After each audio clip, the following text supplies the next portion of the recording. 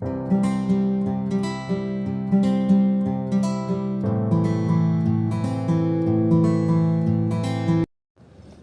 Every one, welcome back. ഇന്ന് നമ്മൾ വളരെ ഈസി ആയിട്ടുള്ള ഒരു ഓവറോൾ എംബ്രോയ്ഡറി ഡിസൈനാണ് ചെയ്യാൻ പോകുന്നത്. ഈ ഗൗണിൻ്റെ യോക്ക് പോർഷനിലേക്ക് ഞാൻ കരുതിയിട്ടുള്ള ഡിസൈനാണിത്. ഇതൊരു സ്റ്റാർ ഷേപ്പിലുള്ളൊരു ജസ്റ്റ് സിമ്പിൾ ഡിസൈനാണ്. അതെങ്ങനെയാണ് ചെയ്യുന്നതെന്ന് ഞാൻ പേപ്പറിൽ വരച്ച് കാണിക്കാം.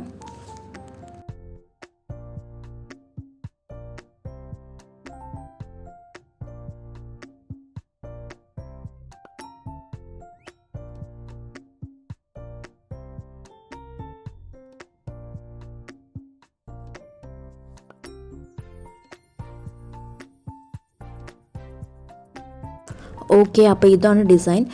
ഇതിൽ ശ്രദ്ധിക്കേണ്ടത് എന്താണെന്ന് വെച്ചാൽ വെർട്ടിക്കൽ ലൈന് മറ്റുള്ളതിനെ അപേക്ഷിച്ച് ഇത്തിരി ലെങ്ത്ത് കൂടുതലാക്കി എടുക്കുക. അപ്പോൾ ഇതിൻ്റെ യോക്ക് പോർഷൻ വരുന്നത് ഇതുപോലെ ഒരുപാട് സ്റ്റാർസ് ചെറുതും വലുതുമായിട്ടുള്ളത് ഫില്ല് ചെയ്തിട്ടുള്ളതാണ് വരുന്നത്.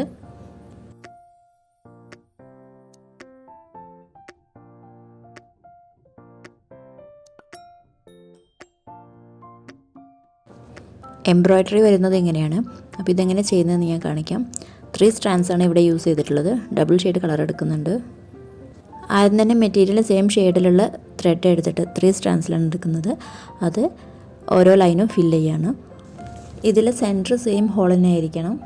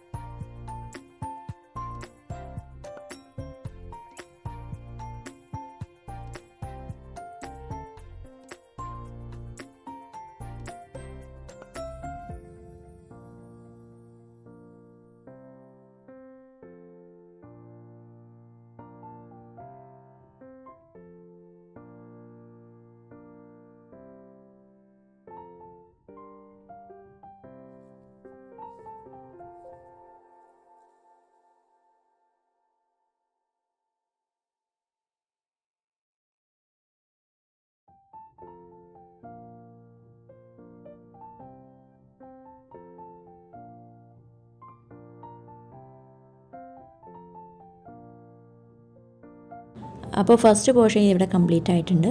ഇത് ബാക്ക് സൈഡിൽ ത്രെഡ് കെട്ടിയിട്ട് നിർത്താം. ഇനി വൈറ്റ് കളർ ത്രെഡാണ് എടുക്കുന്നത്. അതും 3 strandsൽ തന്നെയാണ്. ഇനി ചെയ്യേണ്ടത് ഓരോ ലൈനിൻ്റെയും കുറച്ച് മുകളിൽ നിന്നായിട്ട് സ്റ്റാർട്ട് ചെയ്തിട്ട് ആ ലൈനിൻ്റെ 2 സൈഡിലേക്കും ത്രെഡ് കുത്തിയിറക്കുകയാണ് ചെയ്യേണ്ടത്. വീഡിയോ ശ്രദ്ധിച്ചാൽ പെട്ടെന്ന് മനസ്സിലാവും. ഈ ഡിസൈൻ ഭയങ്കര സിമ്പിളാണ് ചെയ്യാൻ. മാത്രമല്ല ഇത് പെട്ടെന്ന് ഫാബ്രിക് ഫില്ലാവുകയും ചെയ്യും. ലീവ് ഡിസൈനിങ്ങിൽ കാണിച്ച എംബ്രോയ്ഡറി പോലെയല്ല, അത് ടൈം എടുത്ത് ചെയ്യുന്നതാണ്. ഇത് ടൈം എടുക്കില്ല, പെട്ടെന്ന് കഴിയും.